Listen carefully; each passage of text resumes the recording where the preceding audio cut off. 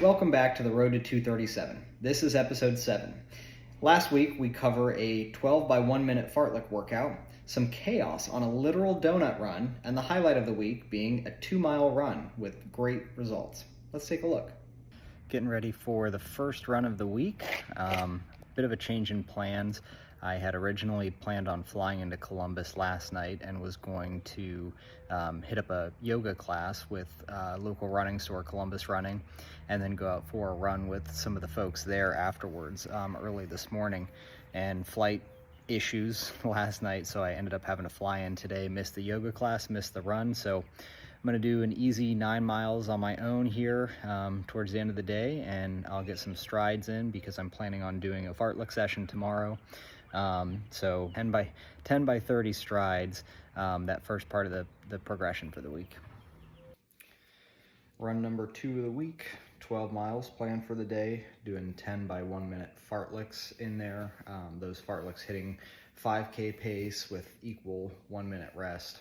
I like the 1 minute fartlek during race week because it lets you hit a faster pace, which I think is good to kind of, prime the body, rev the engine, if you will. But at a minute, it's easy to recover from races on Saturday, so I'll have plenty of time to recover and be in a good spot. But again, kind of show my body what race pace, in this case, race pace should feel like come that 2-mile run. So looking forward to it. I'm planning on running to Buckeye Donuts this morning. It's just about 6 miles from my house. I'll pick up some donuts and run back. As long as I get the fartleks done on the way there, carrying a bag of donuts should be pretty easy. But actually hoping that my neighbor is going to join me too. He hurt his hip, so probably not running with me, but he said he'd maybe join on the bike. So if he's biking, maybe more donuts. Just got back from the fartlek workout, 12-ish miles or so in total. Went with my neighbor. He ended up biking the whole thing with me, which was actually really fun. And fartleks felt really good. 5K pace went quick, and I was able to hit them all, so that was a huge win for the week again. And the most important part of the run, secured the donuts. So Tuesday evening, I'm gonna get a lift in for the day after the speed session this morning. I think that'll still give me plenty of time to recover before the 2-mile race this weekend. Again, just focused on compound lifts, get in and out pretty quickly, be efficient here. But I also wanted to share, as I was thinking more about the video recorded earlier this morning, the donut run, and share a little bit about the workout there. I kind of forgot the most important part of that story. My buddy and I, as we were leaving the donut shop, we got maybe a mile away, and I thought, I wonder if we should have had them double bag these donuts, because there's a lot of up and down as you're either running with or biking with a bag of donuts that, they're bouncing. And we didn't think anything of it, I guess. And we got about a half a mile away from our house, and all of a sudden the bag ripped and the donuts fell on the sidewalk, and it was chaos. Donuts, pieces of donuts.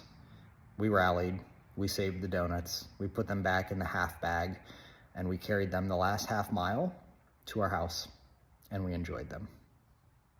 Wednesday morning, so getting ready for run number 3.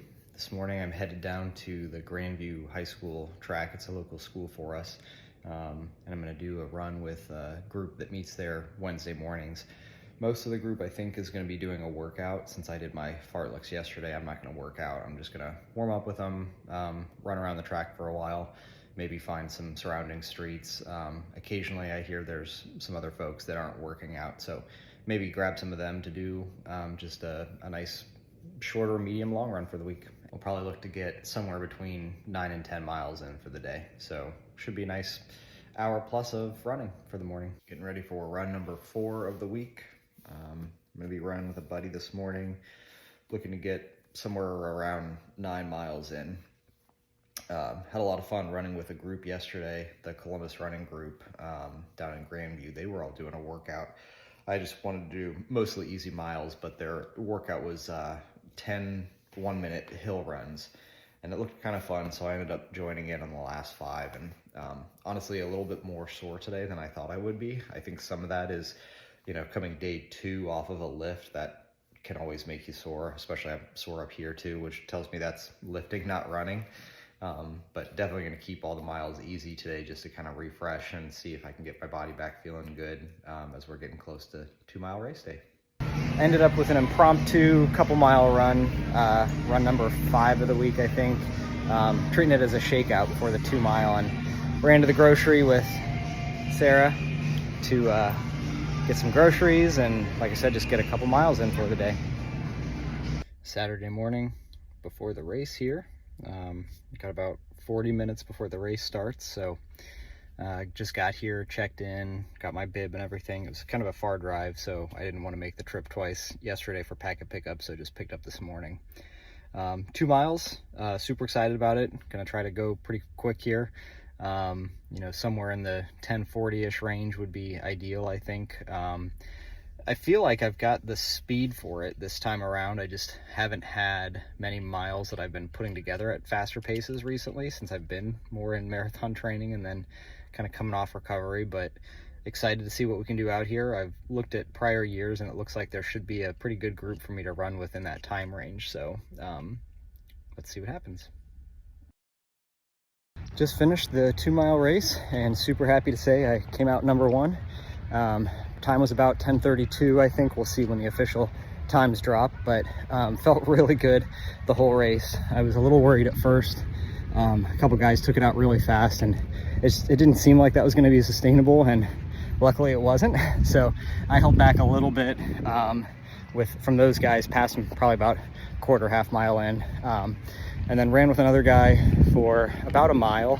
And after that mile mark, I was still feeling really good. We came in around 5:13, I think, and I took that mile and went with it from there. Slowed down a little bit towards the end, partially because, you know, it's hard to push when you're running by yourself sometimes, but also, you know, fatigue was kicking in, and it felt good to slow down a little bit, and then had a nice kick into the finish, which was great. So overall, really happy with this one.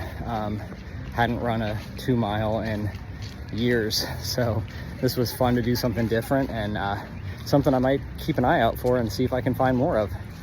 Also, this race was great. I mean, it had, you know, medals and everything that you'd expect from a normal race, bananas, snacks, but it also had plants for all finishers. So this morning on the drive in, I saw an incredible shooting star and now a rocket launch. So I guess it's just like space race day. There it goes. Bye, rocket. Bye. On the cool down now, I thought it'd be good to talk a little bit about pre-race and show what I'm seeing. That's awesome. Fantastic. So before the race, I had a Martin bar for breakfast. That was around 5 in the morning. The race started at 7. Drove down to the race. Wanted to make sure I had plenty of time to park and warm up. And the warm up was 3 miles. Super easy. Not focused on any kind of pace. Just nice and slow. But I did throw 6 striders in there, 15-second striders, where I got up to about mile pace, just to keep the legs really loose. Make sure when I hit some faster paces during the run itself, that it felt, you know, normal, good, nothing surprising. Cool down then that I'm working on now, it's going to be about 3 miles again, so should end up with about 8 miles on the day. 3 warm up nice and easy, 2 mile at race pace, 3 mile cool down nice and easy. You know, it's kind of funny, you do a 3 mile warm up for a 2 mile run, but you really got to make sure you're loose. That extended warm up, always highly recommend it, especially as you're getting old like me. Getting ready for the last run of the week. 14 miles planned for the day. It'll be the long run for the week and put us around 66 total. I'm feeling fine from yesterday's race, but just really tired overall. I had a lot of early mornings in Columbus, and then obviously up pretty early yesterday to get down to the race on time and everything. So just kind of tired, gonna take it out nice and slow and easy and wrap up the week. Jumping forward into next week, it should look pretty similar to this past week in terms of overall mileage and cadence of the overall run. I've got a workout planned in there that'll be maybe another 12 by 1 minute fartlek session or some hills. I found something that I think might be considered a hill here in Celebration, so I might give that a try. And then maybe a session of just a tempo run at half marathon pace. The biggest wild card being I'm looking at a 5K for next weekend. Stay tuned for that. Last but not least, wanted to talk through mid-block races or tune-up races even, as that's kind of what I'm doing right now. You know, the next big focus is the Columbus 10K, which is June 1st for me. And I had the 2-mile race in there, looking at some other 5Ks between now and June 1st. So sharing some perspective on the value of mid-block races and some things that you might want to consider. I think the question could be, you know, are mid-block races or tune-up races, as they're frequently called, is that a good idea? I think the answer is it depends, right? I think it depends on what your fitness level is, how close to your race it is, what your race distance is, and then what the tune-up race distance is. So kind of, for example, on that, wouldn't necessarily recommend running a marathon as a tune-up for a marathon race, right? But it is fairly common to look at including a half marathon as part of your marathon build. If you can time it right, call it maybe 8 weeks out or so from a marathon, you know, a half marathon can be a great way to kind of check your fitness level and see if you're progressing to where you want to be on that fall marathon. It gives you enough time then to adjust the last couple weeks of your block, either up or down accordingly, and plenty of time to recover.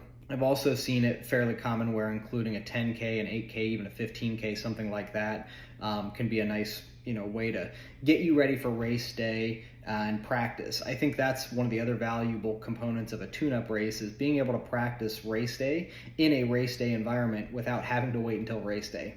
So there's a lot that comes in, adrenaline, nerves, you know, just logistics in general for a race that you don't have on a long run. And so being able to practice that and really see how much time do you need to get down to the race. Even if it's in a different location, you're gonna get a better idea of what parking can look like, lines for restrooms, when you want to eat, how you warm up, all of those things in a race day environment that you're not gonna get just leaving your house for a long run.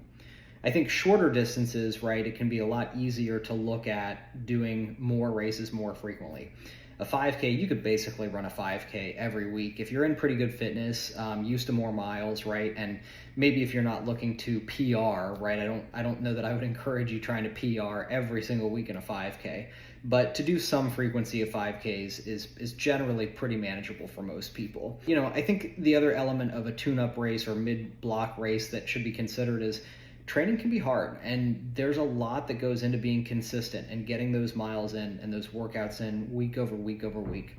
Racing can just be fun, and it's a good way to break that up, do something different, right? If your family wants to come out support, maybe you have runners too that you can support at those races. And so it can become something that just breaks up the monotony a little bit, gives you something to celebrate with, right? If you get a medal or a shirt or something like that, just a good way to, again, break up that monotony, give you something to celebrate along the way of your journey and mix things up. So long story short, I think I'm generally in favor of looking at mid-block and tune-up races just when they're done the right way with the right expectations. And most importantly, I think what I didn't mention is making sure that you don't lose the perspective of winning and getting an A+ on that tune-up race only at the expense then of your actual race. So make sure you have plenty of time between the tune-up race and the actual race to recover. Make sure you have the right goals and expectations in terms of what you're trying to get out of that tune-up race. Make sure it's the right distance given what other goals you have for the rest of the season.